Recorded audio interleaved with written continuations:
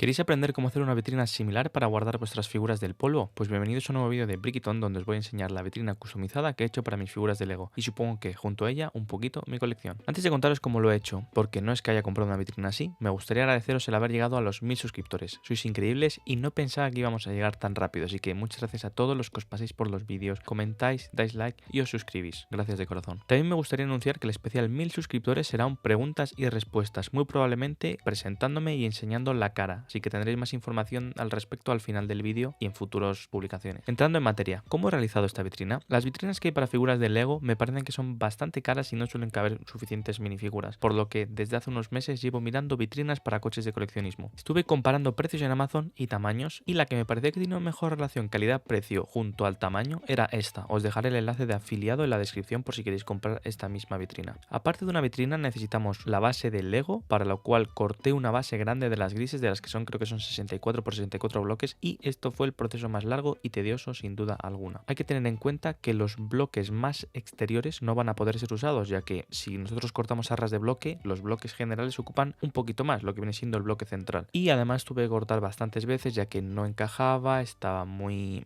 justa, y también las esquinas tuve que cortarlas en una especie de 45 grados, pero esto con el cúter ahí a lo que daba, y luego tuve que lijarlo, ¿vale? Con una lija más gorda para poder limar y que pudiese entrar, y luego con una parte más suave poder finalizarla para que no rayase el estuche y que no cortase ni nada de eso. La base resultante, que por lo tanto me entró, es de 18 bloques de profundo por 36 de ancho. En este espacio caben 66 minifiguras sin armas. Los únicos que están sujetando algo son Luke con la leche azul y Din Djarin con Grogu. ¿Qué espacio debe seguir? Entre uno y otro hay un hueco de diferencia, y para que entren bien las figuras tienen que tener la misma mano, una de ellas adelantada y otra hacia atrás. Por ejemplo, todas las que estáis viendo aquí tienen la mano izquierda hacia adelante y la mano derecha hacia detrás. Esto podéis cambiarlo de fila a fila, pero la misma fila no podéis cambiarlo porque si no, no van a caber y se van a chocar. Los personajes con capa rígida son un poco más problemáticos, como Darth Vader, y tengo que pensar si los voy a poner detrás, ya que van a tener un poquito más de espacio para que vuele la capa, o no. Con los que tienen capa suave como Krennic no tengo ningún problema, pero es que también quiero que Darth Vader esté en primer plano, entonces tengo ahí ese pequeño dilema. El espacio que tenéis que dejar entre fila y fila es de 2 bloques, ya que si solo dejáis uno se chocarán, y no queréis que os pase como a mí, que me confundí y dejé solo un espacio. Me di cuenta al final cuando ya me han montado toda la especie de pirámide, y pese a que tengo una estructura ya hecha similar para mis clones desde hace bastantes años, pues no me di cuenta, lo hice mal y luego fue un rollo tener que deshacerlo todo y volver a montarlo, y me tiré una tarde entera montando esto al final. Muy importante, antes de avanzar con la especie de pirámide en la que están, las piezas que estáis viendo en los pies son para que no se agrieten. Mis clones siempre los he tenido en display y no he tenido problemas a la hora de que estén enganchados en un bloque, pero la mayoría de estas figuras siempre han estado guardadas en un cajón y no quiero que ahora de repente se vayan a romper. Ahora que las tengo expuestas, como no quiero que se rajen las piernas, estoy utilizando esta pieza que evita que sufran estrés al estar puestas todo el rato siendo colocadas, sobre todo aquellas que tengan las piernas marrones, que son las que son más famosas por romperse las piezas marrones en general. La estructura podéis hacerla con los bloques como prefiráis. Yo recomendaría hacerla de color negra o gris, ya que dependiendo de los bloques que tengáis o queráis comprar para hacerlo. Yo hace 12 años más o menos compré muchos de estos bloques de 2x4 grises y es los que estoy utilizando para este display y también en mi display de clones, y la verdad que estoy muy contento con el resultado y con el color. También podréis utilizar estas piezas que son como el stand de minifiguras, que ocupan 3 bloques y además tienen parte lisa y los bloques están como justo en medio, cosa que sería difícil conseguir de otra manera. Pero tal vez si elegís otro tamaño, porque con mi tamaño, si lo estáis viendo,